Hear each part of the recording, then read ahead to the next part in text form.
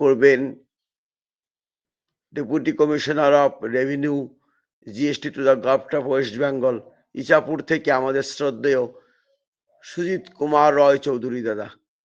জয় গুরু শ্রদ্ধেয় সুজিত কুমার রয় চৌধুরী দাদা। আমাকে শোনা যায়? জয় গুরু, শোনা যাচ্ছে দাদা। তিনি হচ্ছেন deputy commissioner of revenue GST to the government of West Bengal Ichapur. জয় গুরু শ্রদ্ধেয় সুজিত কুমার রয় দাদা, আপনি আধা ঘন্টা করুন। আগে এখন বাজে 7:51, 8 ঘন্টা করুন, ঠিক আছে? পরম দয়ালের কথা বলার সুযোগ দেওয়ার জন্য প্রথমে আন্তরিকভাবে আমি কৃতজ্ঞতা জানাই। আমি তার অধম সেবক, তাকে নিয়েই চলে জীবন, তাকে নিয়েই আমাদের জীবন যাপন। সেই জন্য তাকে ছাড়া তো আমরা কিছু বুঝি না। অ্যাকচুয়ালি আমাদের জ্ঞানটা খুব সীমিত। আমরা একটা লোককে চিনি, তার মধ্যে থেকেই আমরা বাকিটা সবটা চিনি। তিনি আমাদের একটা চশমার মতো, তার মধ্যে থেকে আমরা দুনিয়া দেখছি। আমি আমার আলোচনা শুরু করি। পরমদয়াল ঠাকুর আমার জীবন সর্বস্ব। বন্দে লোকতিলকম সাত্বত বার্তা বিভূষণম অমরকৃত্যৎ সারণং প্রবুদ্ধং লোকজীবন প্রণয় প্রমত্ত জাগতিপনং বন্দে জীবন জীবনং সৎপুরুষ। ওম ব্রহ্ম পরব্রহ্ম কুলমালিক রাধা স্বামী দয়ালের চরণে কোটি কোটি প্রণাম।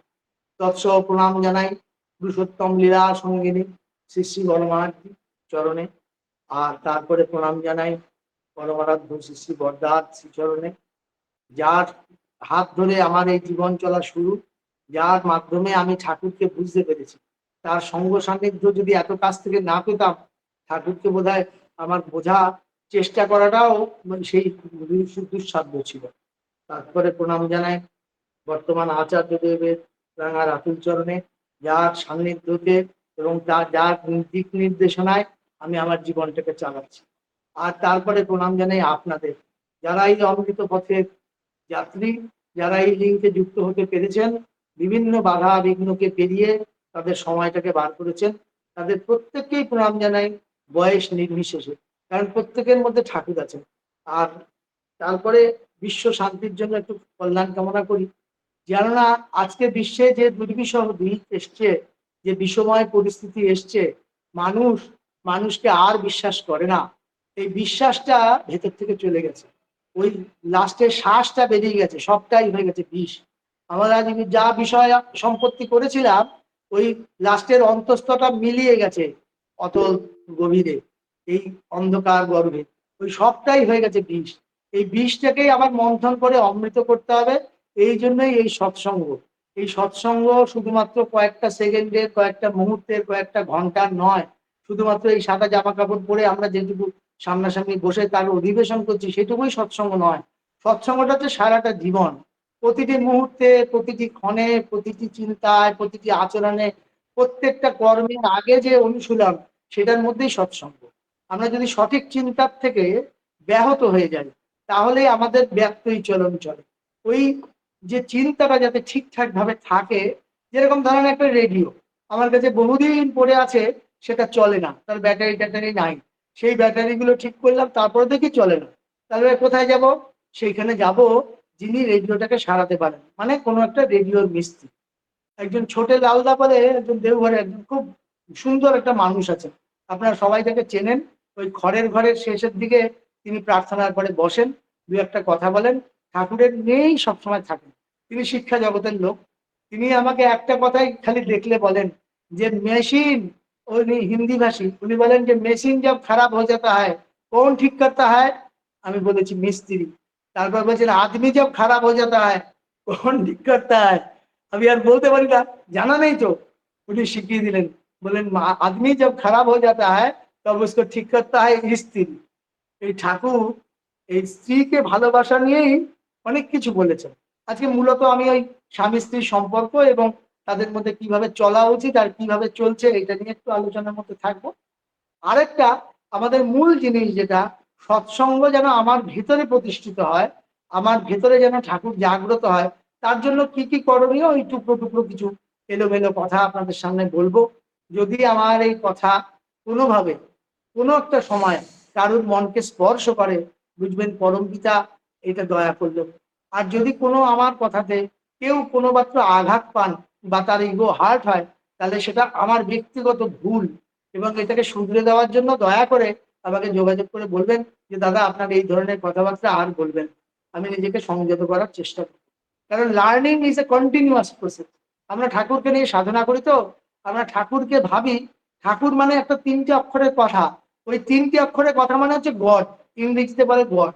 গডের 3টে যদি অক্ষরকে আমরা অ্যাব্রিভিয়েশনে বলি যে এটা হচ্ছে মানে একটা কনগ্লোমারেশন, বা ওই যে 3টে ধরেন কামড়া যোগ করে আছে, G O D. G for generation, O for operation, আর ডি ফর ডেভোশন। জেনারেশন কি করে হবে? ঠাকুর বললেন যে নাম করো আর মনন করো ইষ্টের যত গুণাবলী, হাতে কলমে মক্ষ করো, জ্ঞানে গুণে হবে বলি। কিভাবে করব? নাম করব কিভাবে? নামটা জানতে হবে তো, নামটা কে দেবেন সেটাকেও জানতে হবে। তাহলে খুঁজতে হবে একটা গুরু। গুরু মানে যে অন্ধকার থেকে আলোতে নিয়ে যায়। আমি আজকে যা যা আলোচনা করছি, আর যারা যারা উপস্থিত আছেন ব্যক্তিগতভাবে অনেককেই আমি চিনি, জানি, খুব শ্রদ্ধার পাত্র। আপনারা, আপনাদের কাছে এই কথা বলা মানে অনেকটা মার কাছে মাসির গল্প বলা। এটা নিয়ে শ্রী শ্রী বরদার কাছে একবার কথা হয়েছে। আমরা বলছি যে আমরা যখন সৎসঙ্গ করি, যে গুরু ভাইরাই থাকে, ম্যাক্সিমাম সস্তনী হোল্ডাররাই থাকে, তারাই ঠাকুর নিয়ে ভাবেন বেশি, তারাই বলেন। তাহলে আমাদের এখানে ভালো ভালো কথা বলে লাভ কি হচ্ছে? বাইরে তো যাচ্ছে না।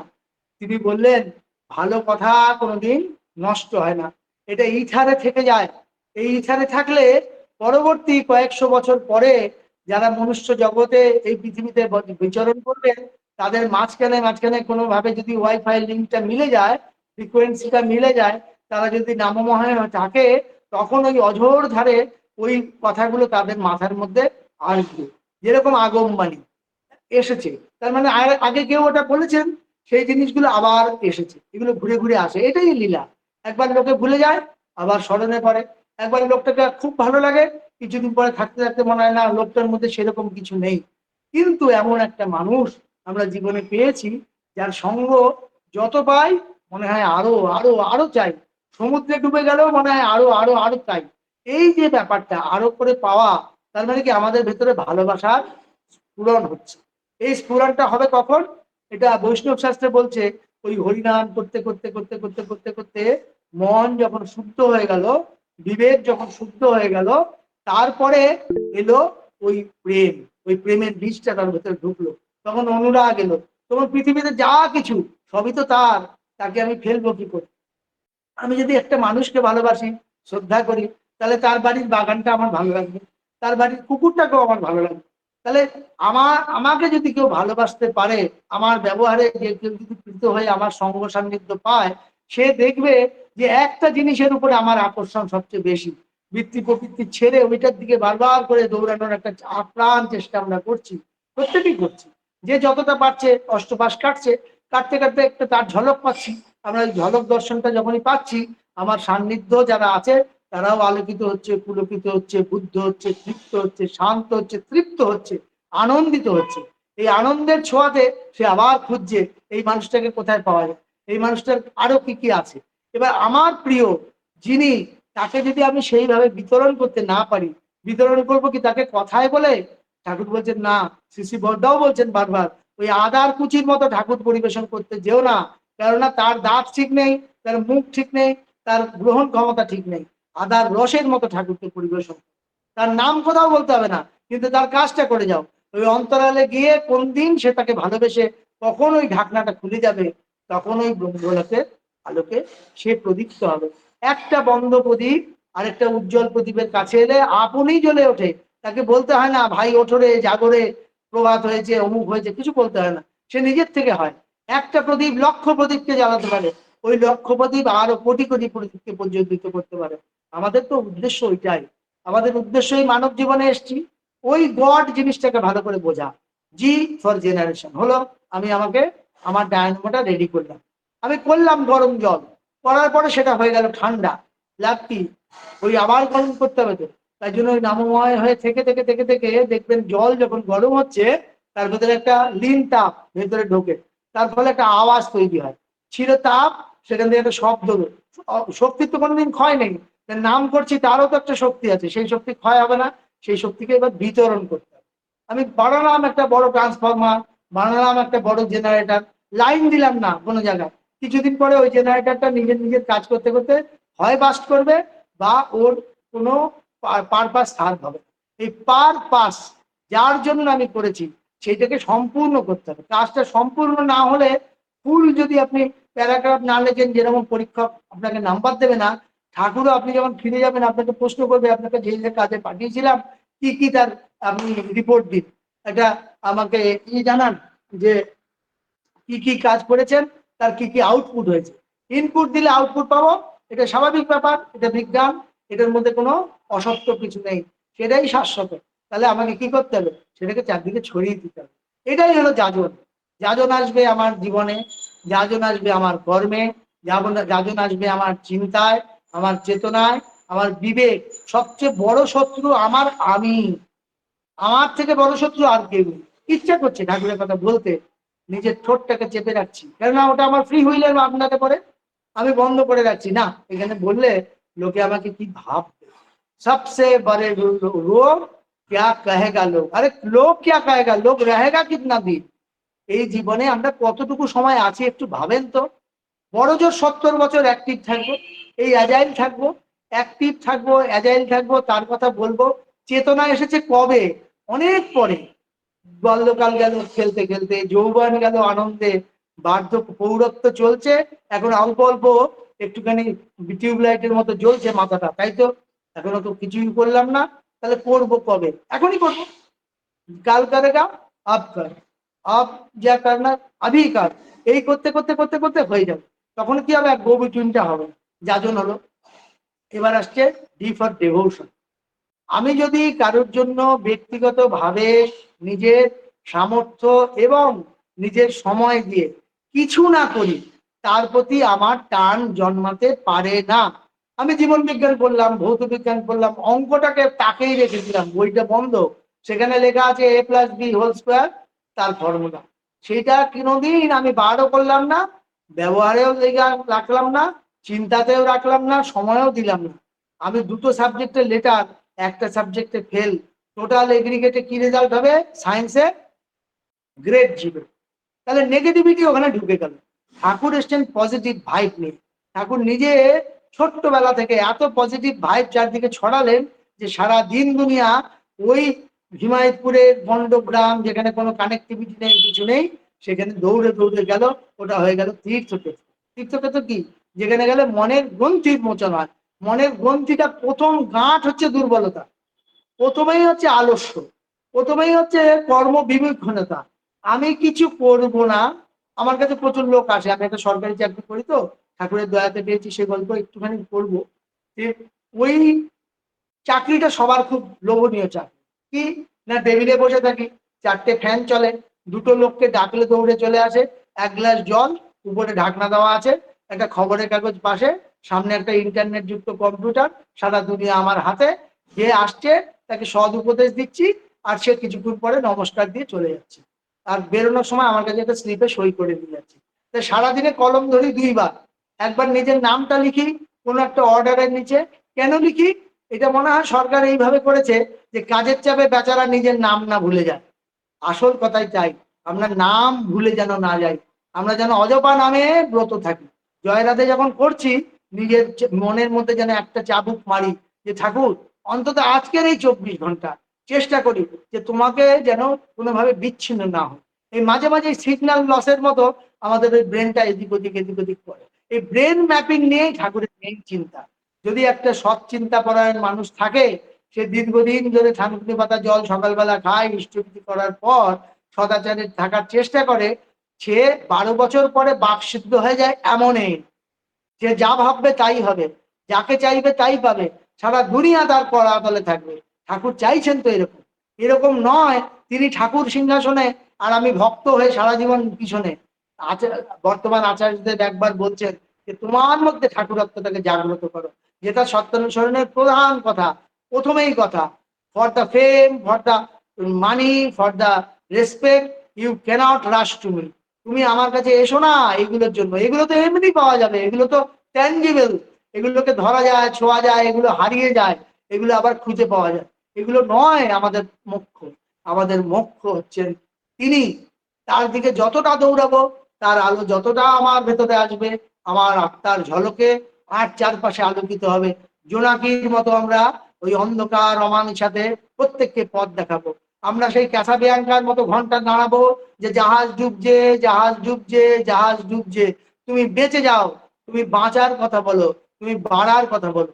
প্রত্যেকটা জীবের আছে বিং, বিকামিং নেই। তারা যেরকম জায়গায় সেরকমই আছে। কুকুর আজকেও যেমন, 100 বছর আগেও তাই ছিল, 100 বছর পরেও তাই থাকবে। কারণ তাদের মধ্যে চেতনাটা নাই। কি করে উন্নত হবে? একমাত্র মানুষকে তিনি নিজের অবয়বে তৈরি করলেন, তার নিজের ইমেজের একটা রিফ্লেকশন দিলেন, যে দেখি আমি কেমন লীলাটা করি। মানুষ এসেই প্রথম যেটা করলো সেটা হলো ব্রেন থেকে তাকে সরিয়ে। আমরা হেডমুন্ড হয়ে যখন হাতটাকে জোর করে মাতৃগর্ভে রয়েছি, বারবার করে তাকে বলছি, প্রভু আমাকে এই বাঁধন থেকে তুমি ছাড়িয়ে দাও, আমি তোমার কথা বলবো। ওই সেই গানটা, যদি কণ্ঠ দাও আমি তোমার গান গাই, যদি দৃষ্টি দাও আমি তোমাকেই দেখি, যদি কর্ণ দাও আমি ওই অনাহত গান শুনি। আমরা প্রত্যেকে ওই গানটাকে প্রতিদিন শুনি, প্রায়ই শুনি, খুব ভালো লাগে। কিন্তু এটা যে আমাদের চেতনা জাগানোর জন্য একটা ড্রাম বাজছে, আমাদের যে ড্রিলে নামতে হবে, ওই সময়টা ভুলে যাই। কারণ আমরা কেটসের ফিতা বাঁধিনি তো, আমরা এখনো তৈরি হয়নি সবকিছু ছেড়ে তার দিকে। শ্রী শ্রী দাদার কথা আমাদের শ্রদ্ধেয় যিনি সঞ্চালনা করছেন, আমার পরম শ্রদ্ধেয় দাদা, তিনি বলছেন যে এত ঝর্ণার মতো তিনি অমৃত বর্ষণ করে গেছেন। তার একটা গানের একটা কণা দেখেন না, তিনি বলছেন একটু ধরে একটু ছুঁয়ে হবে না, পুরোটা ছেড়ে যেতে হয়। এই পুরো ছাড়ার মতো বৃত্তি প্রবৃত্তি আমাদের ভেতরে এসেছে কি?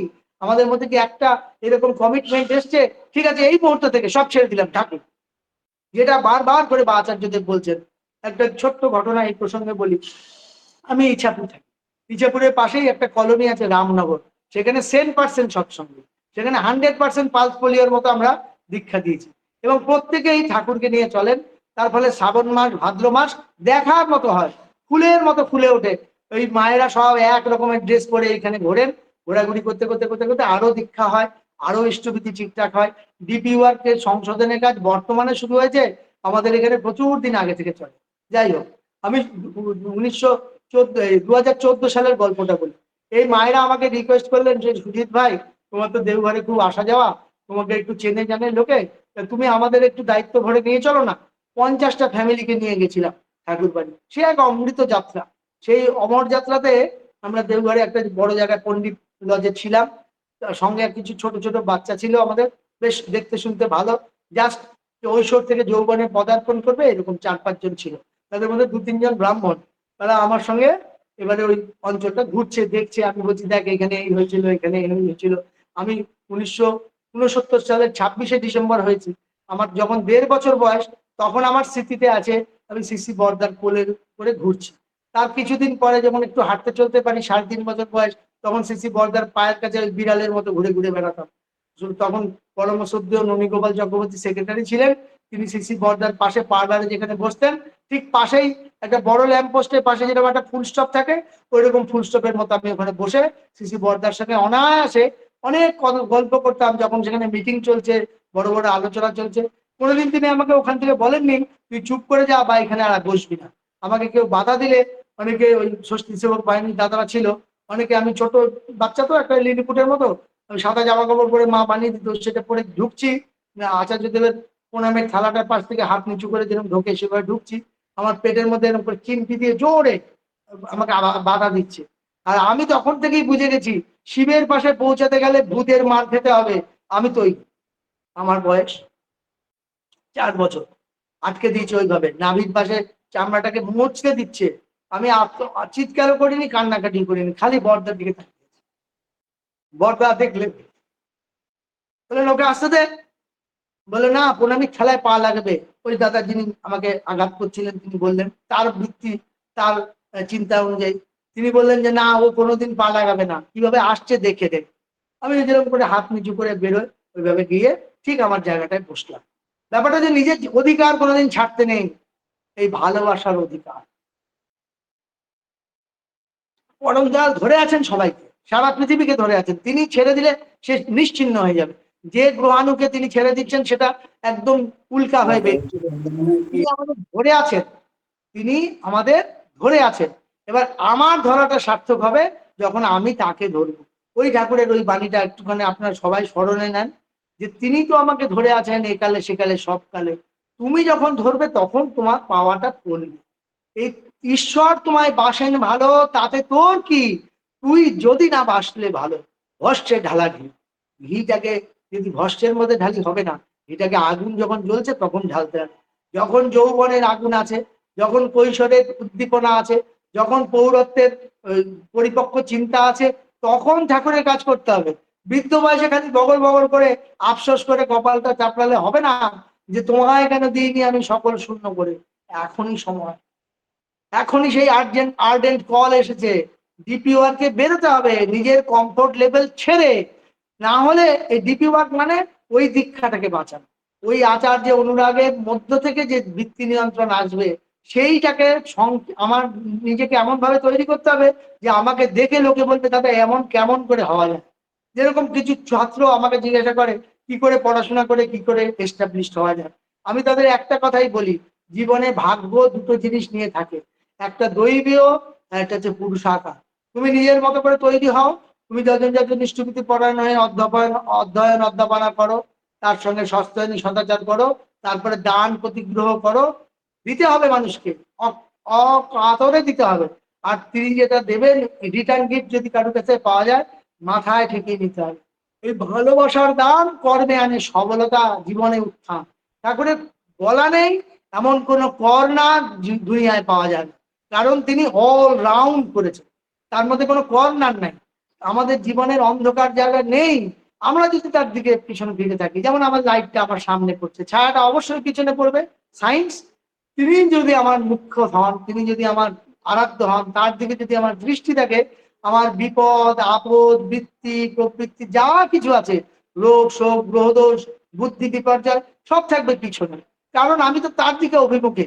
ওই যে কথাটা বলছিলাম, 50 জন মা তাদের সংসারের কিছু লোককে নিয়ে, ছোট ছোট কিছু বাচ্চাদের নিয়ে আমার সঙ্গে দেওঘরে, আমরা তখন আচার্য হননি, ভাবি আচার্য, তখন বাবাইদার নামে আমরা তাকে অভিহিত করতাম। সেই পরম পূজ্যবাদ ও বর্তমান আচার্য দেবের সেই সময়কার কথা বলছি, 2014 সালে তার কাছে উপনীত হয়েছি। সঙ্গে গোটা 8 আমার স্থানীয় ছোট ছোট ভাইপো গোছে, তারা সবাই বেশ উচ্চতায় লম্বা, স্বাস্থ্য ভালো। আমাদের ডেকে মোটামুটি আধ ঘন্টা ক্লাস নিলেন, এত সুন্দর লাগলো, জীবনটা ভরে গেল। বললেন দেখ আমার জীবনে ঠাকুর প্রমিনেন্ট, তোরাও যা যে যা করছিস, যেখানে যা কিছু করছিস কোনো কিছু ছাড়তে হবে না, কিন্তু প্রমিনেন্ট রাখ ঠাকুর।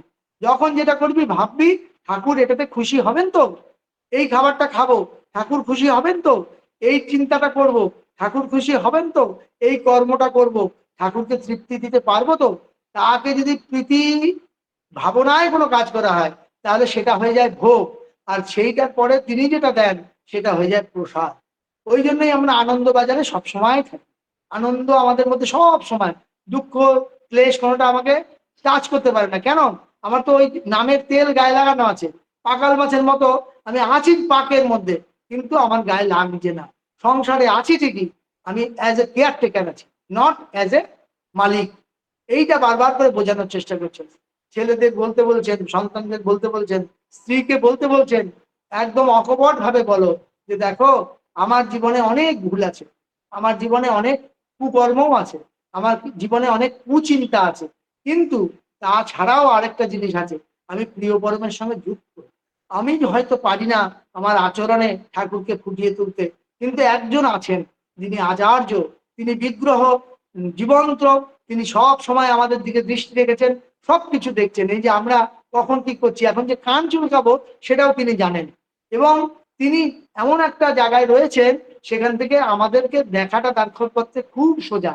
কেননা আমরা যখনই ঠাকুরকে ডাকছি আমরা ঠাকুরের কাছে পৌঁছাচ্ছি, আর তিনি ঠাকুরের কাছে সবসময় বসে আছেন, তিনি ঠাকুরের প্রতিভূ হয়ে আছেন। তাই জন্য তিনি সবসময় দৃষ্টি ফেলছেন, তিনি জানছেন যে এই ছেলেটা এইটুকু কাজ করছে, এইটুকু সময় ঠাকুরকে মাথা থেকে নামিয়ে দিচ্ছে মাটিতে, এই সময় আবার ঠাকুরকে কাঁধে তুলছে। এই ঠাকুরের যে দুঃখ, সেই দুঃখ বর্তমান আচার্যদেবের তাই। ঠাকুরকে নিয়ে আমরা চলতে ভুলে যাই, মাঝে মাঝে বিস্মরণ হয়ে যায়, মাঝে মাঝে আমাদের সিগন্যাল লস হয়ে যায়।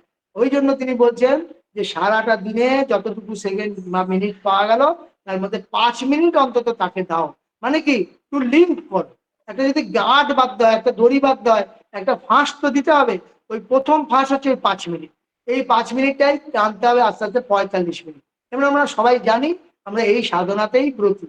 আপনাদের নতুন করে বলার কিছু নেই। আমি যে কথাগুলো বলছি সেই কথাগুলো একমাত্র ডিপি ওয়ার্কে আপনারা যখন যাজনে যাবেন এই প্রসঙ্গগুলো আনলে খুব ভালো হয়।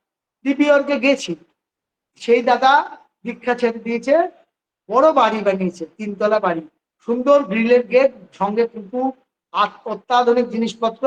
দূর থেকে আমাদের দেখছে, আমরা ঘোরাঘুরি করি তো ওই অঞ্চলে, ভয় আছে যে কোন দিন না আমার ঘরে অ্যাটাক হয়। বর্গী এলো দেশে, প্রত্যেকটা ঘরে আসবে ঠাকুরের কথা, প্রত্যেকটা দুয়ারে দুয়ারে পৌঁছানোটাই আমাদের কাজ।